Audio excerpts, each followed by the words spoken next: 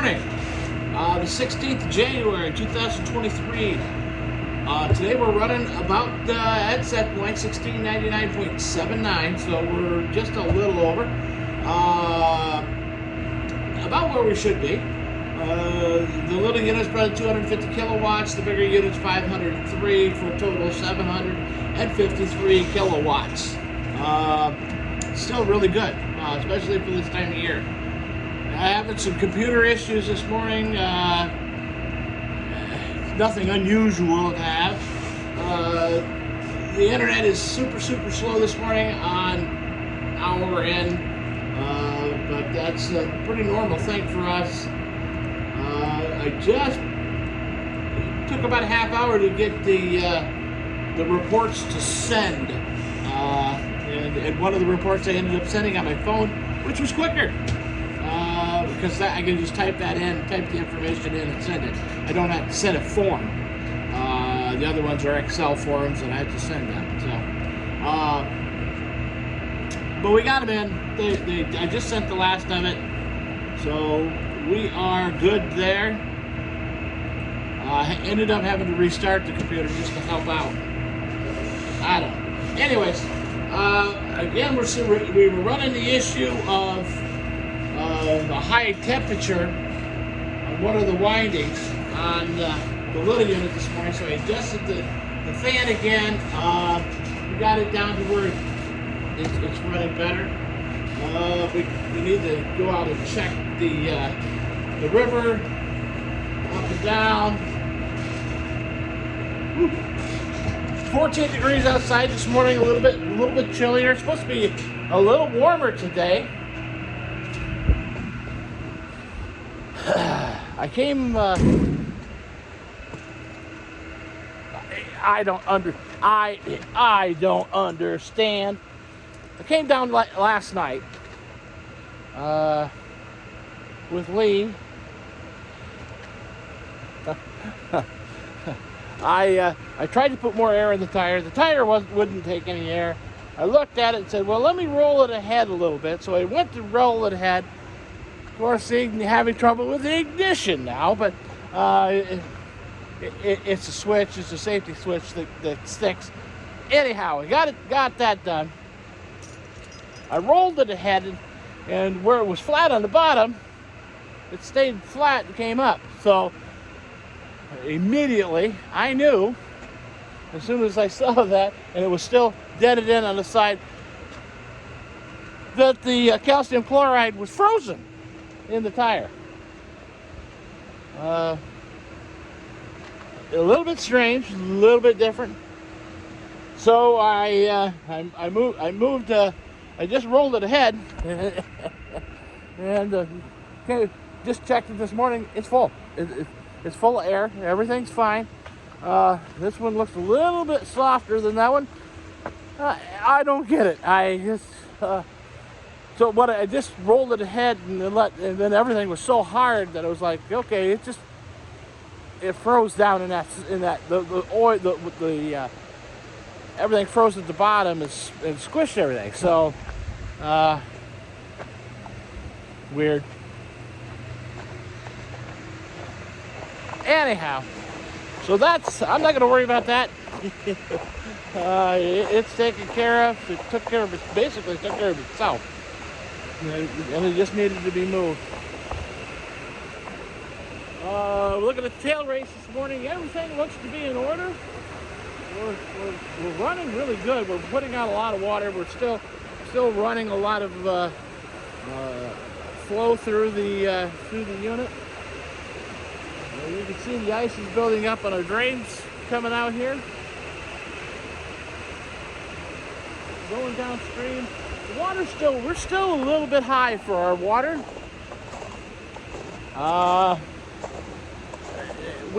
It's an odd year. It's a very odd year.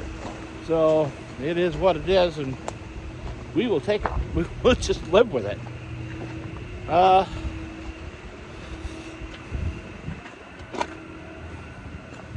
The chickens are out. They've already been fed. I'm gonna have to get some chicken food today. Except today's the day that the feed store's closed, so I'll gonna start the car because it needs to warm. It needs to run for a little bit. As long as I stop honking the horn.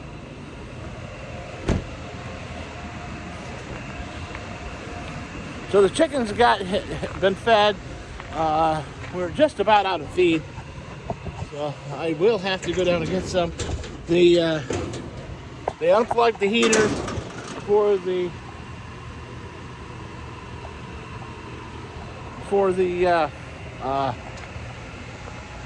water, so that's gonna have to go in and get thawed out.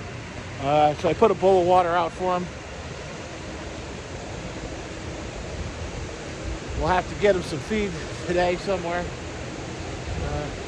Even if I have to go to Tractor Supply or something and get some.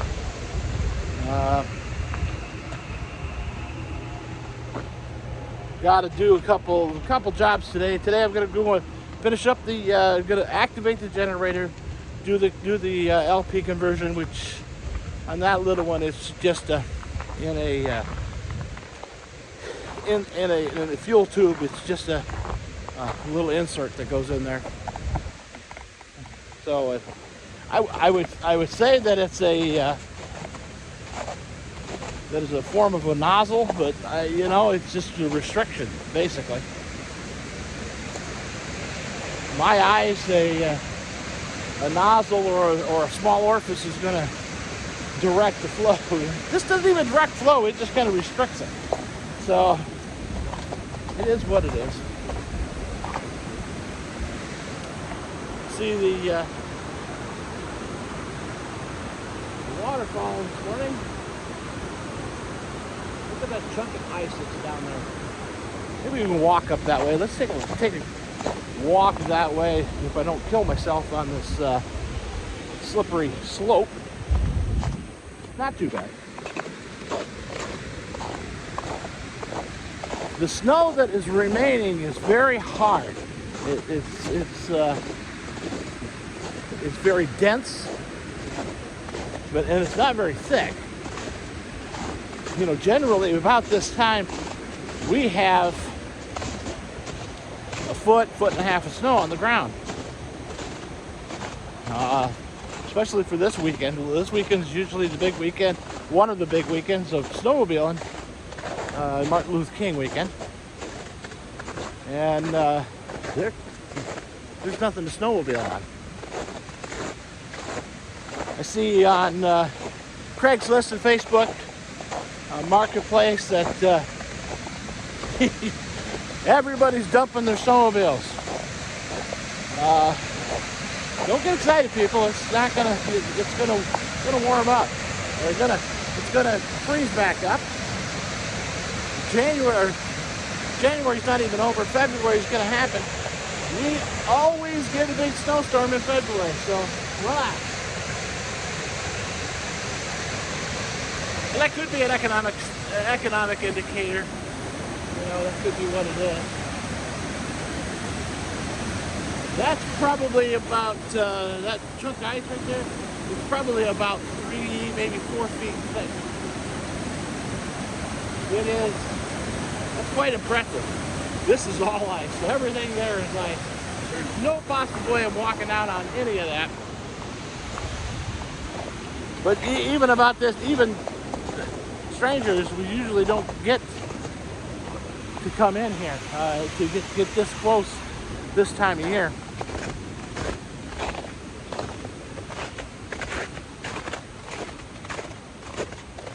Gotta go up to the storage trailer, check some stuff. There's been people in here walking in, which is fine. I don't mind. I tell a couple of local people that sure they can walk in anytime they want to.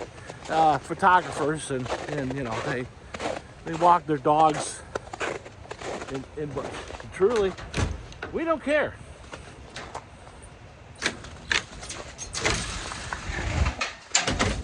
Woohoo! So we're in the storage trailer. We gotta find some couple fittings that I believe I have here.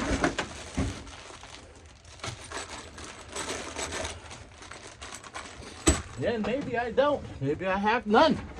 May have to call down and order some.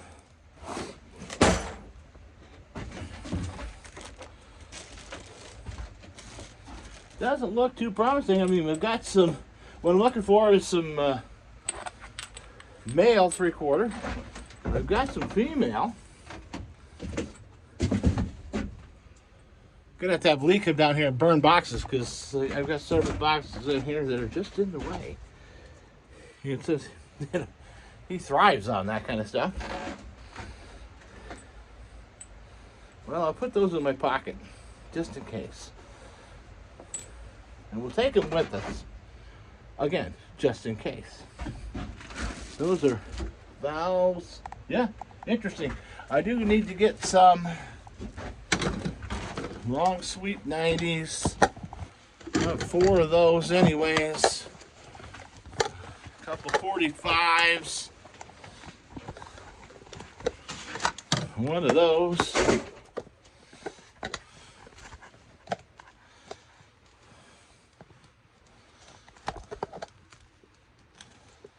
Let's get a couple more of the 90s.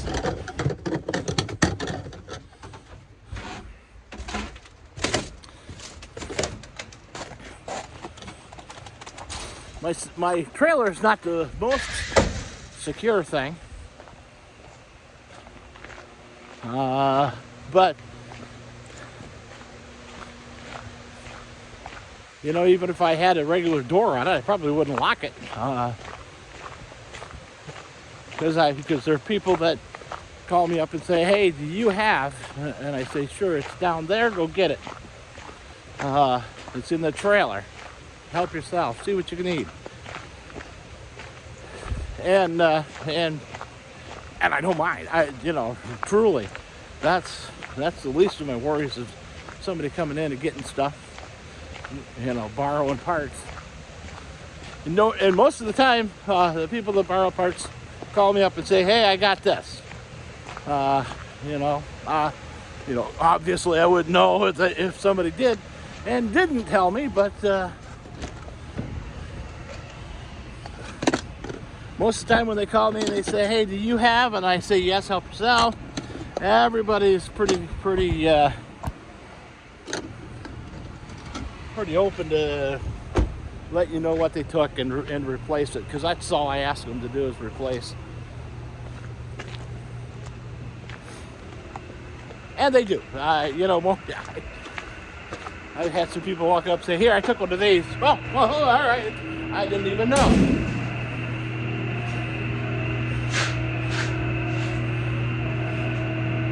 So what I may have to do is, well, I'm just going to have to order a couple of them and see. And I don't think I have any in this box here. This is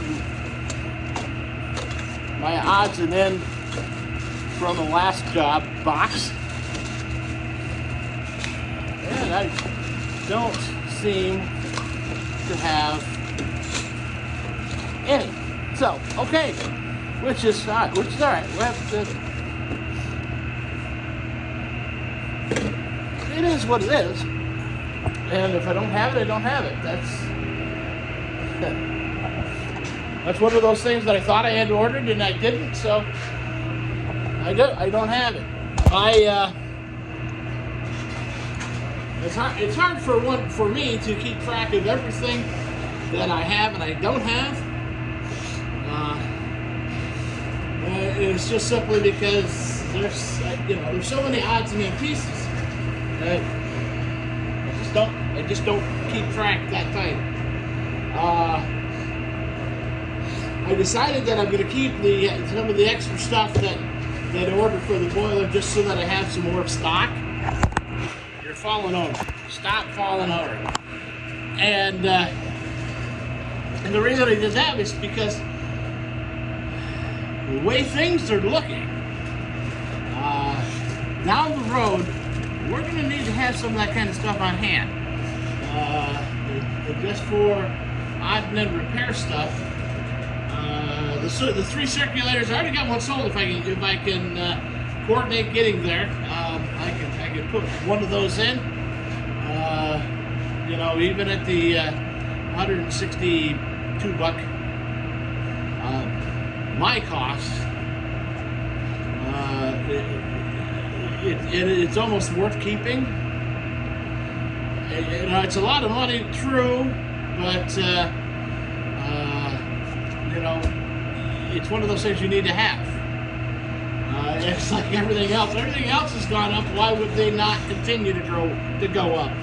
And you know, I really don't have any other circulators here, so I might as well keep those.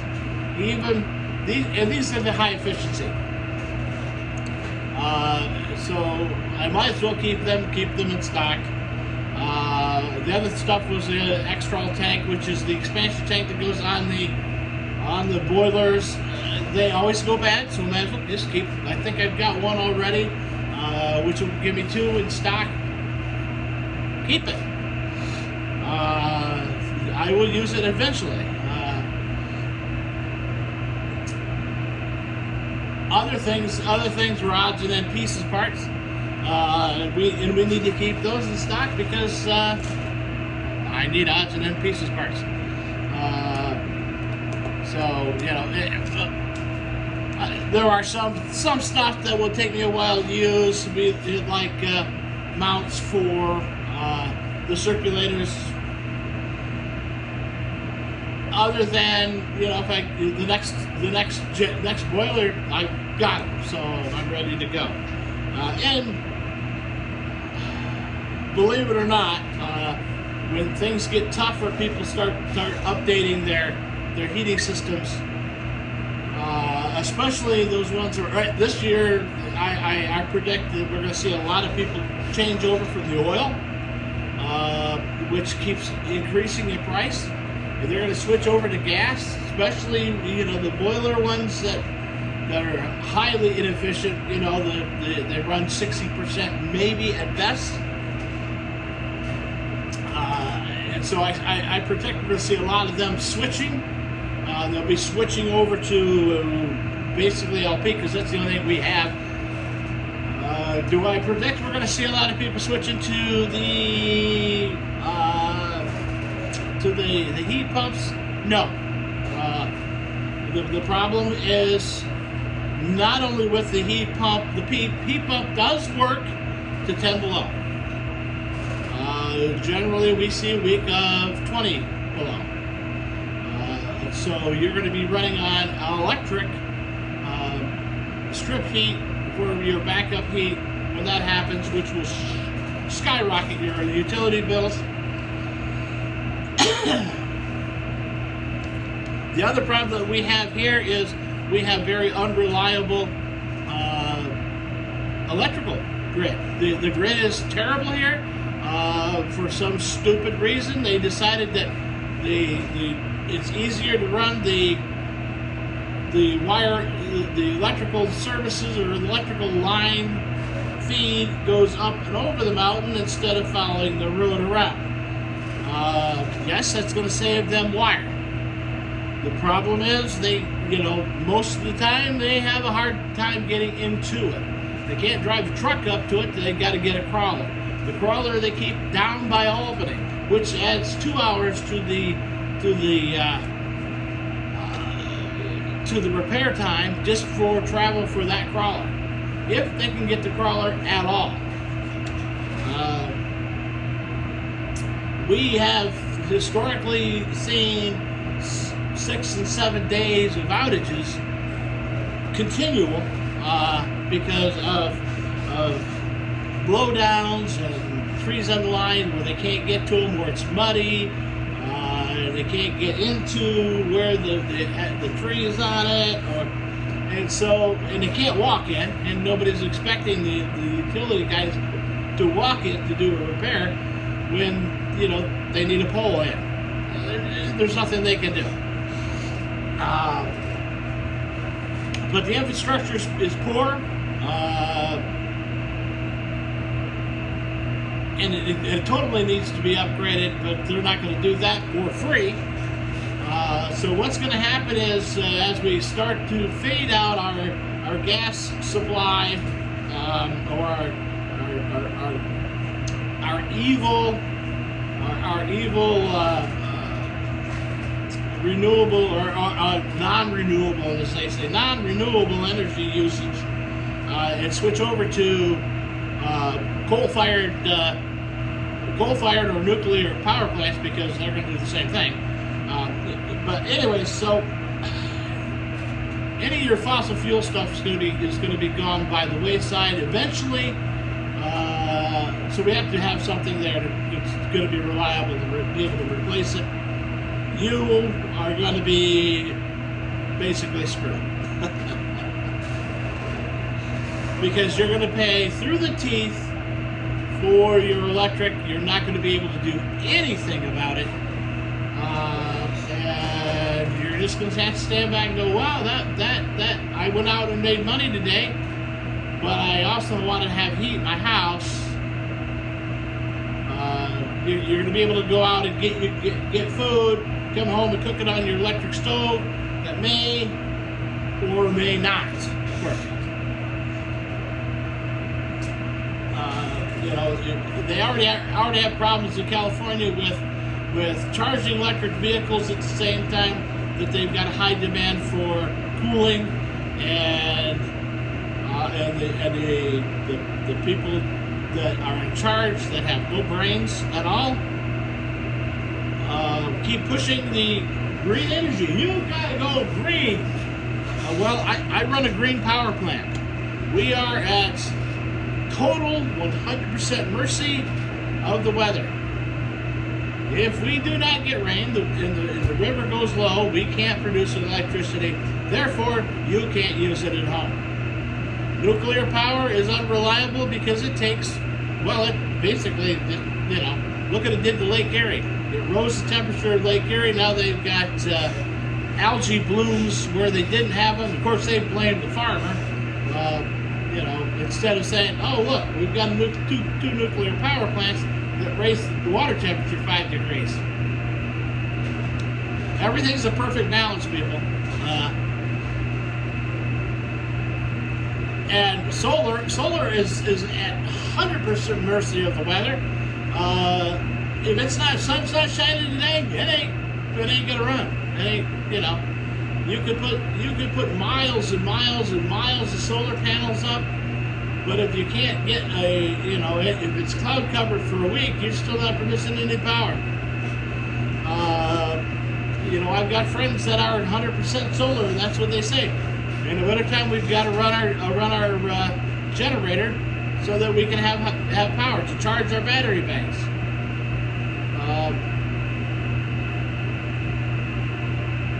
So if they eliminate propane, like they're talking about, eliminating propane, eliminating fossil fuels completely, eliminating gasoline because you people are don't know anything. You also are eliminating all of your portable generators, your home standby generators, and everything you use for electrical backup, because you're not going to have it. You can't put enough solar panels on your roof to generate enough electricity when there's no sunshine to run your house. If you're fortunate enough to have a stream and a flow, you could probably generate enough electricity to run some light bulbs. I don't know how you're going to cook, because they're outlawed. We're going to try to outlaw wood stoves. Well, they already have. They basically have outlawed wood stoves. When the EPA said they're bad, environmentally, they're not carbon neutral. But if you're taking a waste product and you're turning it into a carbon product that you're putting on the ground, speeding up that process, that's feeding the soil. I don't know how much more neutral you can get. Other than when things break down, they still give off emissions anyways. It's stupid. Anyways, we're not gonna go. I'm trying not to go there, but I automatically go there because it just irritates me to no end. Update of Sarah. Sarah's got was running a fever down at the down to the Albany Med, so she can't even go in to see Christopher. They are doing the feedings and stuff and checking on her. She's miserable. And I don't blame her. We've got the Voodoo Woo guy is with us, and his dad, and so he's well taken care of. Sarah just needs to get better, and Christopher needs to get out of there and come home. Anyways, so that's our report for today. That's what we've got. As I always say, if you got to take care of yourselves, take care of the people around you, because really, what else do we got? All right, have a good day.